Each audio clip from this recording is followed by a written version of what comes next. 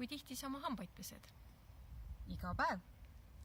Aga kui tihti sa räägid oma tunnetest ja tegelikest mõtetest oma perele ja oma sõpradele? Igapäevane hambapesu on normaalsus, aga normaalsus võiks olla ka järjepidev oma vaimse tervise eest hoolitsemine.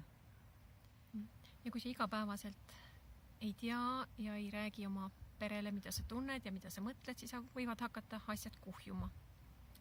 Ja see võib viia ärevuseni, depressioonini, motivatsiooni puudumiseni, stressini ja selleni, et sa ei teagi, et mida sa siin üldse teed ja mida sa tegelikult tahad.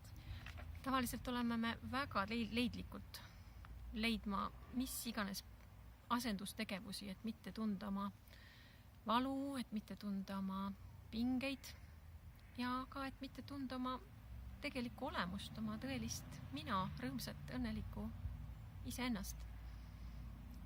Ja kui sa oled huvitatud järjepidevast tööst iseendaga, enesearengust, siis oled oodatud meiega ühinema. Teadliku loomise ja hingamise koolitustelt saad kaasa suurepärase paketi tööriistasid iseenda ja oma elu muutmiseks ja head sõbrad kogu eluks.